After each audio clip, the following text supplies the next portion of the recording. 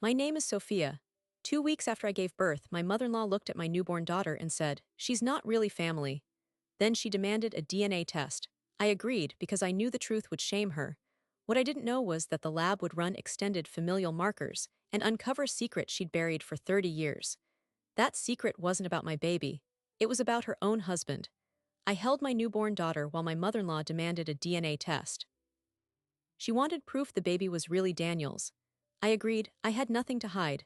The results proved I was faithful, but they also revealed a secret Barbara had been hiding for 30 years, a secret about her own husband.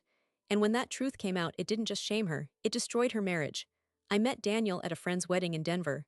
I was 25, teaching biology at a public high school. He was 27, a structural engineer who designed highway bridges. Quiet, precise. The kind of man who thinks before he speaks. We dated for 2 years. He proposed on a hiking trail in Rocky Mountain National Park. A simple solitaire on a ring he'd saved 6 months for. I said yes before he finished the question. The first time I met his parents, I knew I was being evaluated. Barbara and Frank lived in a gated community in Cherry Hills. The house had a six-car garage and a living room nobody was allowed to sit in. Barbara served appetizers on a silver tray and asked me about my people. My father was a retired firefighter. My mother worked as a school secretary. I had no trust fund, no country club membership, no pedigree. At the end of the evening, Barbara smiled and said, "You're very pretty, dear." The word dear landed like a door closing. Daniel never cared about any of that. He loved that I was passionate about my students. He loved that I laughed loudly and burned toast. But his mother's disapproval was a slow-acting poison. At our engagement party, Barbara cornered me in the kitchen and said, "I hope you understand, Sophia, that family is everything to us. Blood runs deep. Loyalty runs deeper." I told her I understood. I didn't realize she was already drawing a line between me and the family she considered real. We got married in a small ceremony. My parents cried happy tears. His parents sat in the front row with expressions that looked like they were attending a funeral. Barbara wore black. She told a cousin it was a low-key affair and that they'd hope for the best. Daniel dismissed it. "She'll come around," he said. "Once we have kids, she'll soften." I wanted to believe him. I was wrong. I got pregnant in October of our second year of marriage. Daniel was overjoyed. He painted the nursery himself. He read baby name books aloud while I graded papers. When we told his parents at Christmas, Frank shook Daniel's hand. Barbara said, "Well, let's hope it's a boy. The foster name needs carrying on." No congratulations, no hug, just a strategic concern about the family line. The pregnancy was textbook. I felt strong. My students threw me a baby shower. My mother knitted a blanket in pale yellow because we'd decided to be surprised by the gender. Barbara called that sloppy planning. She insisted we needed to know so she could buy appropriate gifts. When our daughter was born on June 8th, 7 pounds 4 ounces, perfect and screaming, Daniel held her and wept. I'd never seen him so happy. We named her Amelia Grace after my grandmother and his. Barbara visited the hospital 2 days later. She stood at the foot of my bed, looked at Amelia in the bassinet and said, "She's so dark. Are you sure she's not jaundiced?" The nurse said her bilirubin was normal. Barbara pressed her lips together and said nothing more. But I could feel the accusation forming in her silence. My daughter had olive skin and a full head of dark hair.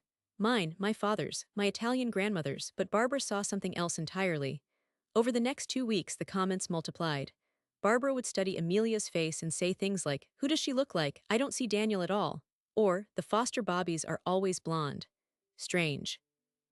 She asked Daniel in front of me if he'd ever noticed any close male friends I had at work. Daniel shut her down each time, but the damage was accruing. I started to dread every phone call. Every visit felt like an interrogation. Then on June 22nd, 14 days after Amelia was born, Barbara and Frank arrived at our house unannounced. They sat in our living room with formal, grave expressions. Barbara held a manila envelope. She looked at Daniel, not at me, and said, "We've been discussing this, and we believe it's in everyone's best interest to confirm the child's parentage." I was holding Amelia. I felt my arms tighten around her.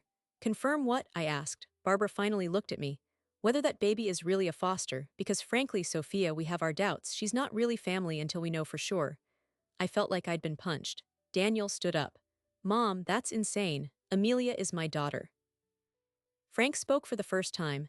"Then a simple DNA test shouldn't be a problem, should it? If you're confident, prove it." The word prove echoed around the room. I was being asked to prove my fidelity. Prove my daughter's legitimacy. Prove my worth to people who had already judged me and found me lacking. I don't know what made me angrier, the accusation or the fact that they'd come prepared. The envelope contained information for a testing facility. Barbara had already researched labs. She'd picked one that offered extended familial marker analysis, whatever that meant. She said she wanted to be thorough. She wanted to check not just paternity but the broader genetic compatibility of the family line. She said it like she was doing a genealogy project, not destroying my marriage. I could have refused. I could have thrown them out of my house. But then I looked at Daniel and I saw the pain on his face. If I said no, they'd whisper for years. They'd plant doubt like a weed that would strangle our relationship slowly, so I made a choice. Fine, I said. Do the test, swab her, swab me, swab Daniel, do whatever you need to do, because when those results come back, I want you to remember this moment. I want you to remember that you called your own granddaughter not family, and you were wrong. The appointment was set for 3 days later. The lab took cheek swabs from all four of us, Amelia, me, Daniel, and at Barbara's insistence, Frank. She said it was routine for the extended analysis, to map the full foster lineage. She wanted to prove once and for all whose blood ran through my daughter's veins. I didn't argue. I just held my baby and waited. The results were promised in 7 to 10 business days. Those 10 days were the longest of my life. Daniel was quiet. He assured me he believed me, but the silence between us was heavy. I could feel him bracing for something, even if he didn't know what. And then on July 6th, Barbara called. Her voice was strange, tight, not vindicated, not relieved, something else entirely. The results are in, she said. We need to have a family dinner to discuss them, Saturday, 6 o'clock. She hung up before I could ask anything, no hint of what the report contained. But something in her tone told me the ground had already shifted. She had started this fight. She was about to finish it. Only not in the way she expected. Saturday arrived like a verdict. July 9th, 6 o'clock, the Cherry Hills house. Barbara had set the dining room table with the good china, the one she only used for Christmas and funerals. Frank was already seated at the head of the table when we walked in. He didn't stand. Barbara took Amelia from my arms without asking, held her at arm's length, then placed her in a bassinet in the corner of the room, like she was evidence waiting to be examined. Daniel sat beside me. His hand found mine under the table. I could feel his pulse through his thumb. We were both terrified, but for different reasons. He was terrified of what the test might say. I was terrified of what his mother would do next. Barbara produced a manila envelope identical to the one she'd brought to our house 2 weeks earlier, but this one was thicker. She'd had the results printed and bound. She cleared her throat. The lab was very thorough, she said. They ran every test I asked for, paternity, maternal lineage, extended familial markers, the full genetic profile. Frank said, just read it, Barbara. She opened the folder. Her reading glasses sat on the tip of her nose. She looked like a prosecutor about to deliver a closing argument. Sample A is Amelia Grace Foster. Sample B is Sophia Maria Foster, née DeLuca. Sample C is Daniel James Foster. Sample D is Franklin Thomas Foster. She paused. The first finding. The probability that Daniel James Foster is the biological father of Amelia Grace Foster is, she took a breath, 99.99%. The room was silent. I exhaled. Daniel squeezed my hand. I looked at Barbara, waiting for the apology, for the admission that she'd been wrong. She didn't apologize. She just turned the page. The lab also conducted extended familial marker analysis as requested, she continued. This analysis included a comparison of the Y chromosome profiles of Daniel Foster and Franklin Foster to establish patrilineal descent continuity. Her voice faltered. She read the next line in silence, then read it again. Her face went pale. Frank leaned forward. What does it say? Barbara didn't answer. She stared at the paper as if willing it to change. I watched her hands tremble. She had demanded this test. She had chosen this lab. Had insisted on every marker, every analysis. And now the words on that page were something she hadn't expected, something she couldn't control. Barbara, Frank said, louder now. What does it say? She cleared her throat again. It didn't help. Her voice came out thin and reedy. The Y chromosome comparison disconfirms a direct biological paternal lineage between Franklin Thomas Foster and Daniel James Foster. She stopped. Everyone stared at her. Frank said, What does that mean? Daniel's voice was barely a whisper. It means Dad isn't my biological father. The room tilted. Frank stood up so fast his chair tipped backward. That's impossible. That test is wrong. He grabbed the papers from Barbara's hands. He scanned the lines, his mouth moving silently over the technical language he didn't understand. Then he found the summary paragraph. He read it once. He read it twice. His face turned a shade of red I'd never seen on a human being before. But Barbara wasn't done, because the lab had been more thorough than even she had intended. The genetic analysis had compared not just Frank and Daniel, but all the male samples available, and in doing so, it had uncovered another pattern. A deeper pattern. "There's more," Barbara said, her voice cracking. She looked like a woman who had lit a match and was now watching her entire house burn. The lab also cross-referenced Daniel's genetic profile against the Foster family genealogy. They found that Daniel's biological father was not a random individual. He was. She couldn't finish. She pressed her hand to her mouth. I glanced at Daniel. He was frozen, his eyes fixed on his mother. "What did you do, Mom?" he asked. "What did you do 33 years ago?" Barbara didn't answer. Instead, she turned to the final page. Her voice was almost inaudible. The genetic distance between Daniel James Foster and Franklin Thomas Foster is consistent with a half-sibling relationship under a shared maternal reference. Meaning, she paused for what felt like an eternity. "Frank is not your father, Daniel, but the man who is Frank's brother." The word brother hung in the air like smoke. Frank had a younger brother. He lived in Arizona. He came to family reunions. He'd bounced Daniel on his knee when Daniel was a toddler. He and Barbara had always been close, everyone had said. Too close, some had whispered after too many glasses of wine at Christmas. But no one had ever said it out loud, because saying it out loud would destroy everything. And now a DNA test had said it louder than any human voice ever could. Frank turned to Barbara, his eyes were wild. "My brother, you and my brother," he was shouting now. The bassinet in the corner shook with the vibration. Amelia started to cry. I moved to pick her up to shield her from this, but Barbara held up a hand. Not to stop me. She was reaching for Frank, she was trying to touch his arm, he recoiled like she'd burned him. "Frank, it was a long time ago," she said, "before we were serious, before we were married." The words tumbled out, pathetic and inadequate. "It happened once, it meant nothing." "Nothing," Frank's voice cracked. "I raised his child, I raised Daniel, and you let me think." Daniel stood up. His face was ashen. He wasn't looking at Frank or Barbara, he was looking at the folder on the table. The folder with the family crest on the cover, the family crest he'd believed was his. "So my whole life," he said slowly. "My whole life has been a lie," Barbara was sobbing now. "No, Daniel, your father loves you. Frank is your father, he raised you, that's what matters." "You told me blood was everything," Daniel said. His voice was quiet, cold. "You said to my wife, blood runs deep. Loyalty runs deeper. You made Sophia feel like an outsider because she wasn't Foster enough. And all this time, I wasn't even a real Foster." Frank was packing. He looked at the wall where a framed photo hung, the photo of him and his brother as teenagers on their father's ranch. He looked at Barbara. He looked at Daniel. And then he said, "You made me demand a paternity test. You were so sure of everyone else's guilt because you knew your own." He grabbed his car keys from the sideboard and walked out. The front door slammed so hard the chandelier swayed. Barbara sat alone at the table, the ruin of her family scattered around her in printed pages. She had demanded the truth. She had insisted on it. And now the truth sat in front of her, undeniable and permanent. But the worst part, the part she hadn't told anyone yet, was still sitting in the folder. Because the DNA test hadn't just revealed Frank's non-paternity of Daniel, it had also flagged something else in the extended analysis.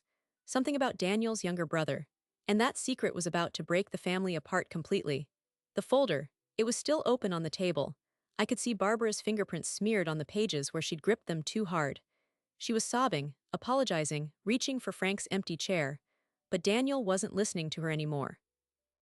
He had that look on his face, the one I'd only seen once before, when he'd found out his childhood dog had been put down while he was at school. Betrayal. A kind of hollow fury that goes somewhere deep and waits. He picked up the folder. Barbara tried to snatch it back. "Daniel, please don't read anymore, we can talk about this, we can fix this." But Daniel was an engineer. He read technical documents for a living. Knew how to find the summary section, how to scan for flagged anomalies. He flipped to the appendix, the part labeled Extended Familial Marker Analysis, Secondary Findings. I watched his face as he read. His jaw tightened. His eyes stopped moving halfway down the page. Then he looked up at Barbara and the look was different now. Sharper. "David," he said. The name was a question and an accusation at the same time. "David is Daniel's younger brother. He's 29, 2 years younger than Daniel. He lives in Austin, works in software. He was supposed to fly in for Amelia's christening next month. Daniel and David had grown up sharing a bathroom, fighting over the remote control, believing they were foster brothers through and through. Same blood, same line, that's what Barbara always told them. Daniel read the words out loud. His voice was eerily steady. The Y chromosome comparison also disconfirms a direct biological paternal lineage between Franklin Thomas Foster and David Michael Foster. Genetic distance analysis confirms that Daniel James Foster and David Michael Foster share the same biological father sample consistent with an unknown male contributor. He paused. Same biological father. Sample consistent with an unknown male. But we know who the male is, don't we, Mom? It's Uncle Robert. Barbara had stopped crying. Her face was blank now, a mask of shock so complete it looked almost peaceful. She had spent 30 years building a fortress of propriety, of bloodlines and legacy, and who was really family, and now the fortress was collapsing on top of her. Every brick was a lie she'd told. Every window was a secret she'd kept. It wasn't supposed to happen, she whispered. After Daniel was born, I told myself it was over. I was going to be faithful. I was going to be a good wife. But Robert came back for the holidays that year. And Frank was working so much, and I was lonely, and she couldn't finish. The excuses sounded as pathetic as the affair itself. Daniel threw the folder across the table, papers scattered like wounded birds. So David is his too, both of us, we're not Fosters. We're the children of an affair you had with Dad's brother, and you spent our entire lives telling us that family was sacred. That loyalty was everything. That Sophia wasn't good enough because she wasn't really family. His voice broke on the last word. I had never seen my husband cry before that moment. He didn't sob. He just stood there with tears streaming down his face while his entire identity collapsed around him. I was holding Amelia. She had fallen asleep against my chest, oblivious to the wreckage. I looked at Barbara. She was no longer my antagonist. She wasn't even a person anymore. She was a cautionary tale, a woman who had weaponized bloodlines because her own bloodline was built on a lie. She had been projecting her guilt onto me since the day we met. Every accusation she'd thrown at my daughter was a confession of her own sins. Daniel pulled out his phone. Barbara's eyes went wide. Who are you calling? She demanded. Her voice was sharp again, desperate. She reached for him. He stepped back. David, he said. He deserves to know the truth, not the version you'll spin. The actual truth. Barbara lunged for the phone. You can't, Daniel, he's happy, he has a job, a girlfriend, you'll destroy him. But Daniel was already holding the phone to his ear. I heard the faint ringing through the speaker, once, twice. Then David's voice, cheerful and unsuspecting, picked up. Hey big brother, what's up? Family dinner running long? Daniel took a breath. David, I need you to sit down. Something happened. The DNA test Mom demanded for Amelia. It came back with some other information. About us, about Dad. Well, about the man we thought was our dad. He paused. Frank isn't our biological father, neither of us. Our real father is Uncle Robert. Silence. Then David said, Is this a joke? Because it's not funny. His voice had changed. The cheerfulness was gone. Daniel put the phone on speaker. He walked David through the report, line by line. He told him about the Y chromosome test, about the genetic distance analysis, about their mother's confession. David listened without interrupting. When Daniel finished, there was a long silence. Then David said, Let me talk to her. Barbara took the phone with trembling hands. David, I can explain, it was complicated. Your father and I, Frank, we were having problems. And Robert was there for me. It doesn't change anything. Frank raised you. He loves you. You're still brothers. You're still family. David's voice came through the speaker, cold and clear. You made me and Daniel feel guilty for not living up to the Foster name. You made me break up with a girl in college because she wasn't our kind of people. You told me that blood was thicker than water. And the whole time you knew what you did. So no, Mom, you don't get to explain. You get to sit in the mess you made and figure out how to live with it. He hung up. Barbara stared at the phone. It was the first time I'd ever seen her look small. She had always been larger than life, a woman who commanded rooms and demanded deference. Now she was just an aging woman in an empty house, holding a silent phone in a room that smelled like betrayal and old pot roast.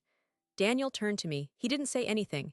He just reached out and touched Amelia's cheek, so gently his fingers barely grazed her skin. Then he took my hand. We're going home, he said. We're done here. We gathered Amelia's things. Barbara didn't try to stop us. She sat in her chair, staring at the scattered pages of the DNA report. The testament to her lies spread across the dining room table like a map of everything she destroyed. As we walked out, Daniel paused at the door. He looked back at his mother, the woman who had raised him, lied to him, and now had nothing left to give him except more pain. You wanted to prove my daughter wasn't a real Foster, he said. Congratulations. Now you've proved none of us were. He closed the door behind us. In the car, I buckled Amelia into her seat and then took Daniel's hand. He was staring at the steering wheel, not starting the engine. I don't know who I am anymore, he said quietly. My name, my father, my brother, it's all. I didn't finish his sentence for him. I just held his hand. We sat in the driveway of the house he'd grown up in, the house that had never really been his, and I watched him begin the long, painful work of rebuilding himself from scratch.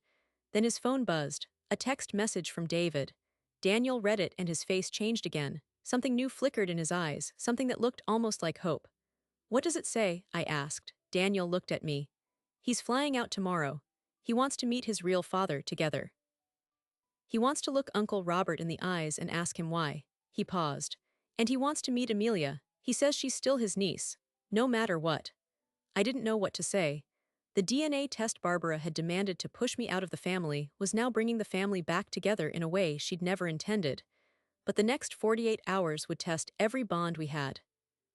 And the confrontation with the man who had been hiding in plain sight for 30 years was about to change everything all over again. David flew in on a red-eye. He arrived at our house the next morning looking like he hadn't slept in years. He and Daniel hugged for a long time in the doorway, two brothers who had just discovered they were more brothers than they'd ever known. Same mother, same father, same lie. That bond, forged in Barbara's deception, was now the only solid ground either of them had left. They decided to drive to Arizona together. David wanted to look Robert in the eyes. Daniel wanted to understand why. I stayed home with Amelia. This was their journey, their reckoning, but Daniel called me from the road. His voice was different, steadier. He said, I realized something. All those years, Mom made me feel like I had to earn the Foster name, like it was a membership I could lose, but I never owed her anything. She owed me the truth. The meeting with Robert didn't go the way they expected. Robert didn't deny it. He didn't make excuses. He sat them down in his living room in Scottsdale, a modest house with a cactus garden and no family photos on the walls, and he told them everything. He'd loved Barbara before Frank ever noticed her. They'd had a brief affair. She chose Frank because Frank had the future, the money, the family approval. Robert was the younger brother, the one who drifted. But the connection never fully broke. And after Barbara married Frank, they drifted back together, twice, once before Daniel, once before David. He knew, Robert said quietly, not about the children, but about the affair. Frank found out years ago. He confronted me. He confronted Barbara, and they decided to bury it. For the family, for the legacy, that's what Barbara does, she buries things. Robert had been living in Arizona not because he wanted to, but because Frank had paid him to leave. A monthly stipend, conditional on his silence. The man who had demanded a paternity test for his granddaughter had been paying hush money to his own brother for 30 years. Daniel called me that night. He and David were sitting in a diner outside Flagstaff, eating pie and trying to process what they'd learned. Frank knew the whole time, Daniel said. He knew Mom was unfaithful. He just didn't know we weren't his. And then the final, devastating detail. Frank had agreed to the DNA test because he believed it would humiliate me. He wanted to expose what he assumed was my infidelity. Instead, the test exposed their entire house of cards. The fallout was swift and absolute. Frank filed for divorce 3 weeks later. He moved out of the Cherry Hills house and into a downtown apartment. The divorce proceedings were brutal. 33 years of marriage dismantled in months. Barbara contested everything. She hired the best lawyers, but Frank had leverage now. He had the DNA report. He had the testimony of his brother.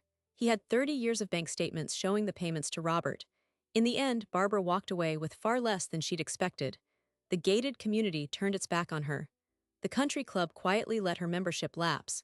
But the worst punishment wasn't legal or financial. It was the silence. Daniel stopped taking her calls. David blocked her number entirely. She'd spent her life weaponizing family loyalty, and now she had no family left to be loyal to her. She showed up at our house once, 3 months after the dinner. She stood on the porch with a gift bag for Amelia, wrapped in pale pink tissue paper.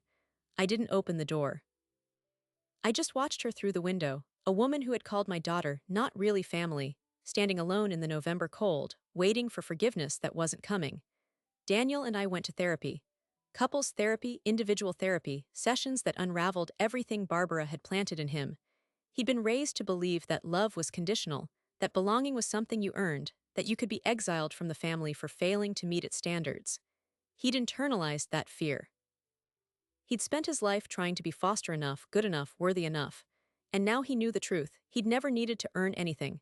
The people who made him feel inadequate were the ones hiding the deepest shame. He turned to me one night after a session and said, "You were the only one who never lied to me. You said yes to the test because you had nothing to hide. They demanded the test because they had everything to hide." He took my hand. "Amelia is my daughter, not because a test said so. Because I choose her, I choose you, every day." We started building something new, a life defined not by bloodlines and legacies but by the choices we made together. Daniel and David grew closer than they'd ever been.